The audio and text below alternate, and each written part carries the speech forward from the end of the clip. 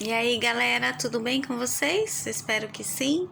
Quem não se inscreveu no meu canal, se inscreva para estar recebendo os próximos vídeos.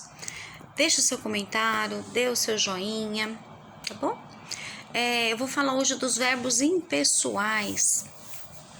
Quando eu falo impessoais, o in na língua portuguesa, o IN ou IM, de Maria também, né? Antes de P e B é sempre M.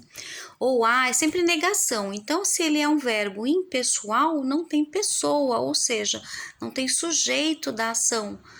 O verbo, ele tem uma ação. Esse verbo é um verbo defectivo, mas ele tem uma ação, só não tem o agente que faz a ação, porque é um sujeito inexistente. É diferente do sujeito oculto, né? Que tem, ele só não aparece. Não, esse não tem mesmo, tá? Então, quando eu falo em dois verbos, o verbo existir e o verbo haver, terceira pessoa do singular, no sentido, por exemplo, do verbo haver, ou de existir, ou quando eu falo de acontecer também, não tem sujeito, tá?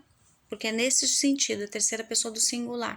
Não tem sujeito e não tem plural, tanto no verbo haver quanto no verbo fazer.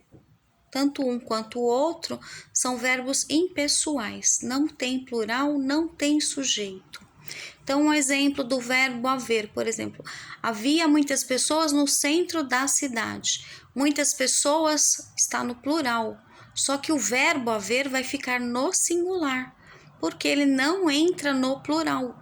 Todo verbo impessoal, então nesse sentido de existir, né, ele não entra no plural, então não pode ser haviam muitas pessoas, tá? Havia muitas pessoas. Segundo exemplo, deve haver diversas alternativas para resolver o problema. Eu tenho dois verbos aí juntos, a gente chama de locução verbal na língua portuguesa. Então, deve haver, esse haver, o verbo impessoal. Então, diversas alternativas, está no plural, mas o deve haver vai continuar no singular, não tem como colocar no plural. Fica errado, assim, gramaticalmente, né, na norma culta. Então, sempre que você for usar o verbo haver no sentido aí de existir ou o verbo fazer, lembre, terceira pessoa do singular, que não tem plural, tá bom? E aí o exemplo então do verbo fazer. Faz 7 anos que aprendi a tocar violão. Então não é fazem 7 anos. 2 ou mais já é plural, né? 7 é plural. Mas aí o verbo fazer vai ficar no singular. Faz 7 anos. Para qualquer outro exemplo, tá? Um último agora também com dois verbos juntos, né? Uma locução verbal.